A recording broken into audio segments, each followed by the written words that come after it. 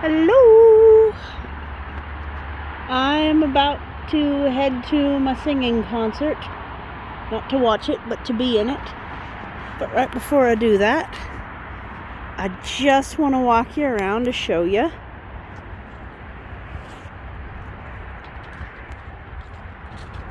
how the garden's looking. The scented daffodils are starting to open, but they haven't really gone into scent yet. These smaller ones, I think, are one of the scented types, but they also have an orange center. They're very cute. All of the flippin' flowers are just adorable. So, also the wind just got so vicious that it took our power out. So my power is actually out right now.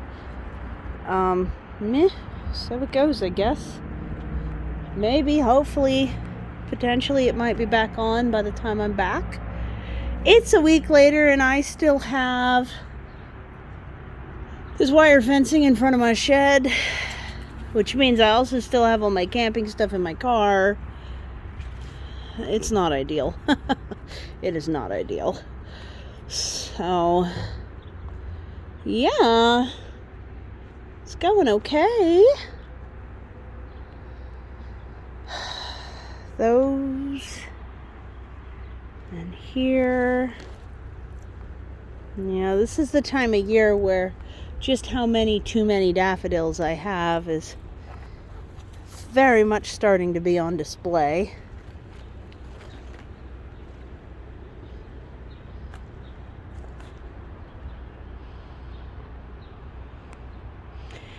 These sticks from here back, caught myself on some fencing. These sticks from here back are the asparagus.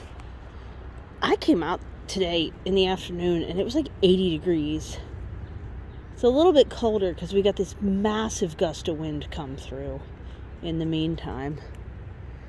I'm still digging out these hairtop alliums. Flipping everywhere, even in the wood chips.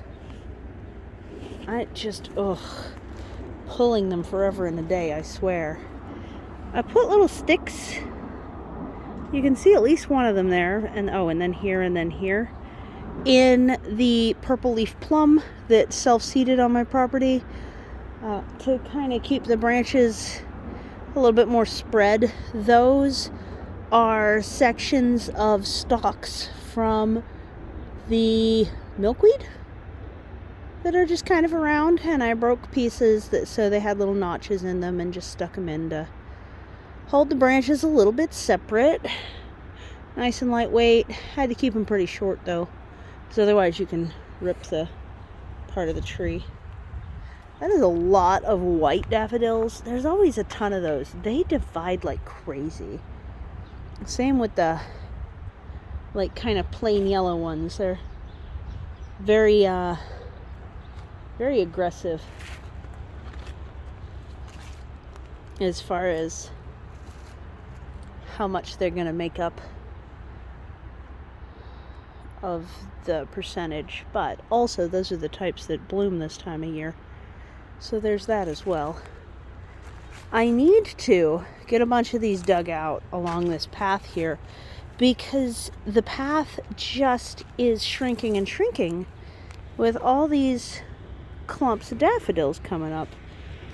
I have at least one friend that's looking to line her pretty much entire garden with daffodils, her entire backyard rather, with daffodils.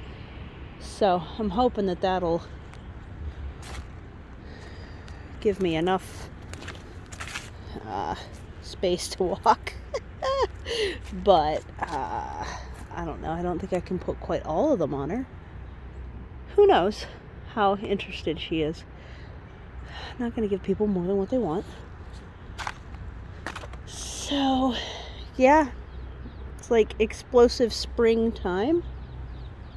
I started getting daffodils maybe about 17 years ago. I've been here almost 20. Because as the garden started to grow, it really just looked like a big mud pit in the early spring. and I didn't want to get in trouble for the way I was keeping my garden. And that is why I then decided to get a Brex Hybridizers blend of just daffodils. A Hybridizers blend, I gotta say, this is my favorite flower. The purple hyacinth. It goes through so many shades of purple in the process of opening. I don't mind the pink ones either, but that purple is by far my favorite. So I lined the edges of every path in the garden with daffodils 17 years ago, and then several times I dug up clumps of ones that I particularly liked a lot, and I got those planted up here. So that's what we're looking at here, is preferably each row would be, and it's not entirely perfect because sometimes different ones got accidentally mixed in, but each row up here is supposed to be a different variety that I selected or dug up. And when I dug it up, I lined them up. And I lined them up around pots. So you see that perfect circle there. I'm now pulling these pots out because I miss having kind of an open space in my yard at all. I have no such open space in my yard at all. So like here you can see that one section is one variety of daffodils and the other section is another. And the idea is that I'd be able to pull those pots and then take bulbs off the side to be able to share. But it's gotten a bit out of hand is what it's done. Good bit out of hand. So I want to make sure that I'm planning for the future too, and getting people a little bit more color in their life. I'm sure it'll be good. Daffodils are great for lining the edges of walkways, the right immediately underneath fences, because A, they're pretty, B, as soon as spring's over, you just can mow like normal.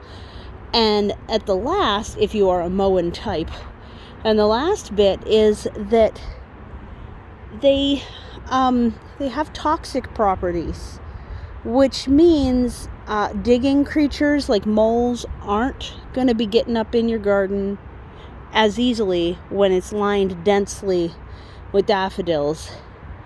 And the greenery is going to help reinforce the edges of your garden fence so that things won't be digging under or trying to cut through the base of it.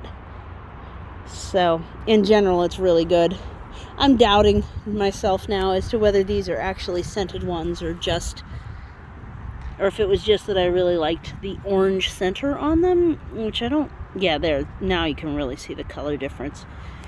I was going to say I didn't think you could see it too well, but now you can. I want to figure out which ones were the poet's daffodils, though, because, oh, by far those are my favorite. Yeah, but maybe going back and reviewing some old footage will get me that answer. It's back to being a pretty nice day for a moment here. Boy, the wind just whipped through here about an hour ago. It whipped so hard that the neighborhood is without electrical, so guess that's how it goes sometimes. I hope you're having a really good day. Hope you don't mind seeing my plans and expectations being repeated a couple times. I know I'm a little redundant. I hope you don't mind. And thanks so much for visiting the cliffside. This has been permaculture. Take care. Bye.